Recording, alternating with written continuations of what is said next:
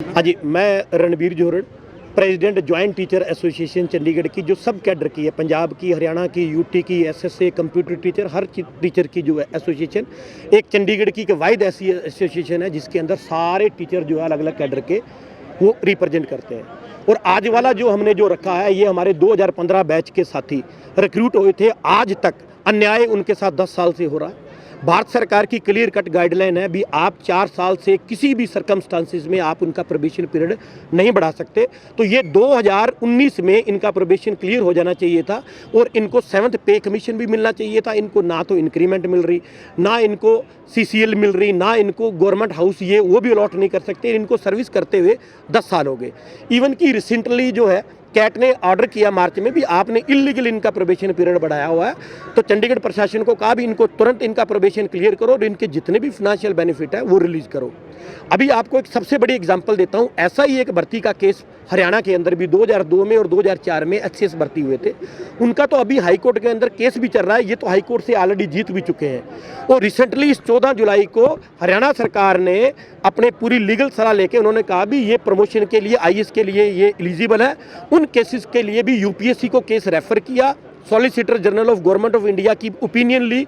उन्होंने भी कहा भी इन पे कोई अड़चन नहीं है, इनकी भर्ती पे जो फैसला होगा वो लागू होगा और इनकी प्रमोशन इनका हक बनता है। इवन कि वो 1 किलोमीटर नो सेक्टर से 1 किलोमीटर दूर जो है वो IAS इस 14 जुलाई को बने हैं। और ये हमारे साथी जो टीचर हैं पिछले 10 सालों से बगैर प्रोबेशन क्लियर किए वैसी 5th पे कमीशन जो है वो ले रही है। और भारत सरकार की क्लियर कट रूल्स है भी किसी भी सरकमस्टांसिस में आप 4 साल से इनका प्रोबेशन पीरियड बढ़ा ही नहीं सकते। और किसी भी प्रशासन के अंदर, किसी भी अधिकारी के अंदर इनकी आज तक ये नहीं आई भी हम इनका प्रोबेशन क्लियर कर दें। जो माने सुप्रीम कोर्ट का फैसला आएगा वो सब पे लागू होगा, चाहे वो कंफर्म हो चाहे ना हो, उसका कोई मैटर नहीं होता।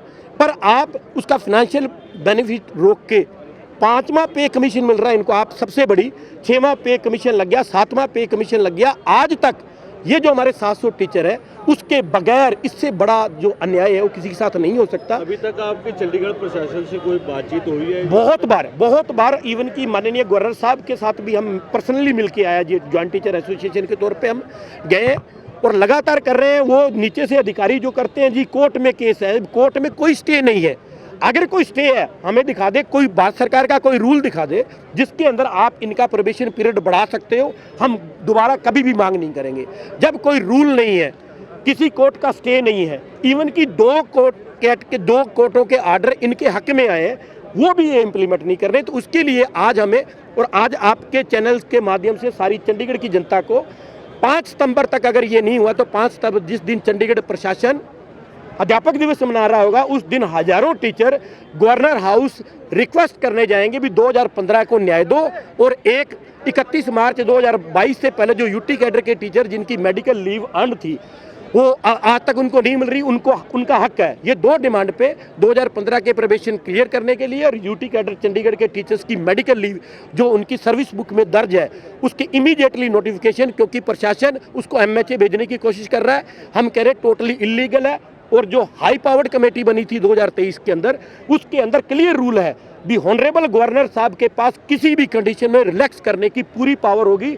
जब ये रूल इंप्लीमेंट, जब सेंटर पे स्केल 1 अप्रैल 2022 से लगा तो ये प्रशासन उस फाइल को वहाँ पे पुट नहीं कर रहा। अगर इन्होंने MHA भेजा तो हम 5 सितंबर को अध्यापक दिवस वाले दिन हम हजारों टीचर गवर्नर हाउस की तरफ गवर्नर साहब को पर्सनली रिक्वेस्ट करने जो है वो जाएंगे।